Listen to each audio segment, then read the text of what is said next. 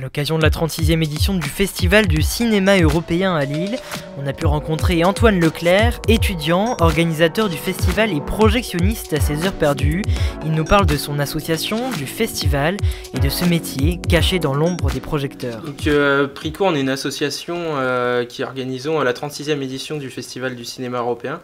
Donc cette association elle a été créée par des étudiants de la métropole lilloise à la base pour sauver un cinéma qui s'appelait le cinéma Arc-en-Ciel situé vers le marché d'Oisem.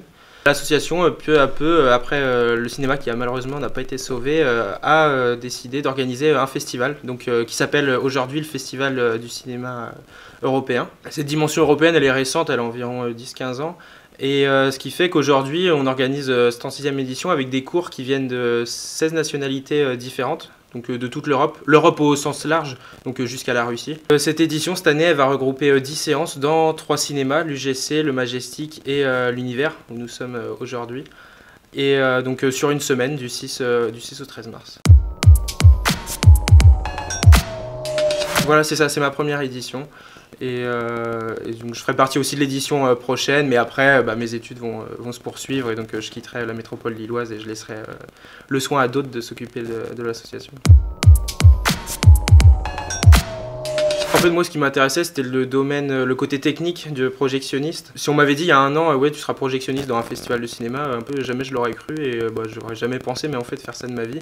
Et là c'est hyper intéressant d'être derrière, d'être un peu dans le... Oui, dans les coulisses en fait d'une séance de cinéma, voir comment ça fonctionne. Bon, même si c'est peut-être moins intéressant qu'il y a 20-30 ans ou même plus quand on était encore à la bobine. Aujourd'hui tout était numérique, mais c'est ce côté-là moi qui m'a bien attiré.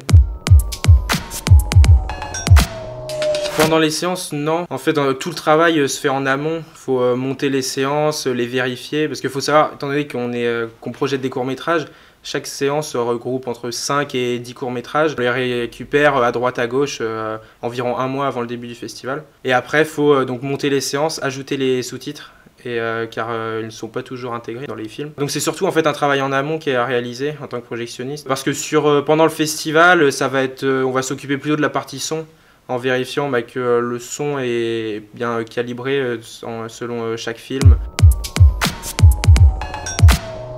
Les producteurs et les réalisateurs peuvent envoyer leurs films dès août, donc pour la prochaine édition dès août 2020. Et entre août et décembre, on clôture les candidatures. On a reçu plus de 3500 films, donc qu'on a regardé.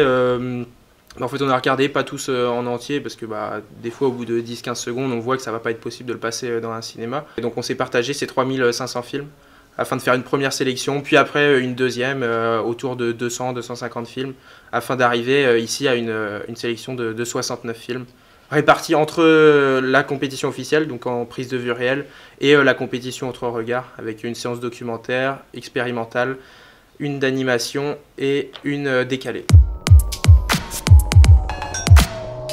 Non, en fait, on se met aucune barrière, il n'y a aucun thème, à part pour le côté autre regard où on veut vraiment une séance de documentaire, animation, etc. Pour la partie officielle, on n'a aucun thème privilégié. En fait, juste notre but, c'est d'arriver à faire 6 séances qui durent entre 1h30 et 1h50. Et après on définit les thèmes et on arrive au titre, par exemple là, à bout de souffle, les indignés. Mais ça se fait après en fait. Genre, la sélection se fait pas sur le thème du court-métrage. Donc c'est pour ça que... Mais c'est ça qui est bien en fait, c'est que ça fait que les courts-métrages, selon les séances que vous allez voir, et même au sein des séances, ils sont extrêmement variés. Avant d'être dans l'association, je regardais que des longs métrages ou seulement dans un cinéma à côté de chez moi par exemple qui à la place des pubs met un court métrage avant, mais c'était ma seule expérience, ma seule confrontation avec le court métrage. Et maintenant là j'en ai vu je pense environ 1000 cette année des courts métrages, donc ça a changé, mais après oui je reste quand même un grand fan du cinéma plus classique qu'on voit un long métrage quoi.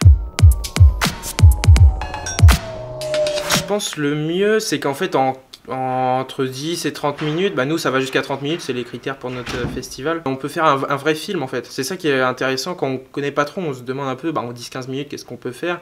Et finalement on peut considérer un vrai film, ouais, ça peut être un vrai film même en 10-15 minutes, il n'y a pas besoin que ça dure 2-3 heures comme certains blockbusters ou autres, quoi. Donc c'est aussi intéressant parfois en 15 minutes qu'en 3 heures d'autres choses.